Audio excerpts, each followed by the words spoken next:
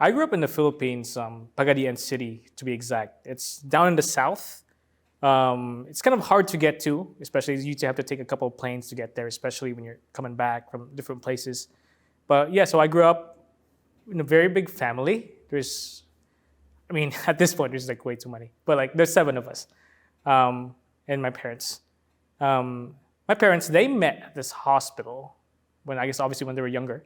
My mom's a nurse and my dad's a doctor, and they worked together in the same hospital and they fell in love, and they had us.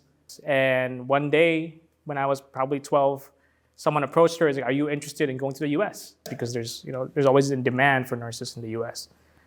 And she said yes, go through the process, and it eventually went through.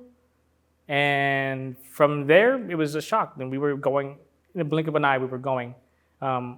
She went ahead before us for a year because she wanted to go in and save money for us to go and get ready for us to move.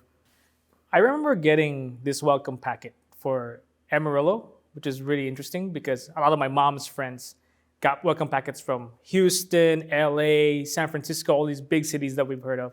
And we got Amarillo, and I said, "What is Amarillo?" We just got this binder, and it's just all these like points of interest. And I remember our flight coming in. It was really long, and I just remember looking out the window and seeing that everything was kind of barren and dry and not green, which is like kind of rough because I grew up in a place where everything was green, everything's blue, there's water, there's trees, and to come to a new place where it's very dusty was definitely something that was very different. I was 13 when I started school in the US, eighth grade basically, and I found that academic systems are very different, like the focus. In the Philippines, everything's a lot more competitive, a lot more cutthroat. All the kids focus all their time in academics for the most part. And well, here it's a little bit more relaxed. Kids have a little more free time. They can do sports. They can pursue all these other things that they're interested in. I remember having late nights because of jet lag for a couple of months where I watched these kind of late night TV, which probably not optimal for kids to watch. And that's where I learned my English. And I think it turned out okay. Growing up, I've always thought that I was going to be a doctor, that I had to be a doctor. My mom, she really, really, really wanted to be a journalist, but her family decided for her that nursing was her path. So here in the US, things are a little bit different. My parents were very hands-off, so I could do whatever I wanted to. And yeah, here we're told that you can do anything. You can be anything that you want to be. So it was up to me to decide what I want to do with my life. So college started out for me as a regular pre-med student. I took biology, all the chemistries, because I still had those plans to be a doctor. And a couple of higher upper level classes in, I realized my heart wasn't really in it. I remember having to talk to my parents, and I anticipated like a big fight. I really thought that they were gonna say, "Oh, no, you need to be a doctor," but they were really cool about it. And I really felt liberated. I thought that I could really be anything and do anything and go wherever. From there, I transferred colleges. I found a new major. I was still interested in health, so I picked something called global health that allows me to take a bunch of different classes like Turkish, Portuguese, Mandarin, and beekeeping, probably my favorite class. It was a lot of fun, and I found a lot of things about myself that I didn't know.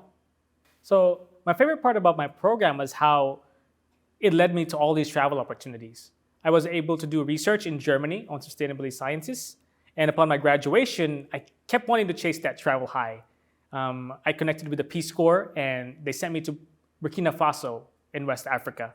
There, I served as a community health specialist. I helped with trainings on health and nutrition and on malaria. But probably the most meaningful travel experience I had was getting to go back to the Philippines. I've always been curious about what it's like to be a young professional there, the life I could have had. So I went back and found a position at my mom's alma mater, the University of San Carlos, and worked there as a lab assistant for a mosquito lab. Coming back, I really thought the US had changed me, but I was surprised how easily I was able to readapt and reintegrate myself into the culture. I was able to come in and make the same jokes and interact with people speaking the language, it felt like nothing had changed, as if I'd never left.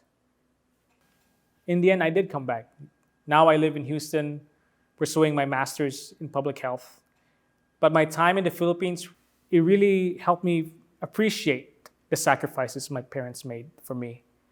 I also take more pride in being an immigrant, especially now that I work in an organization that helps refugees and asylum seekers, learning about the struggles, the adversities they have to go through. Being an immigrant means so much more to me now.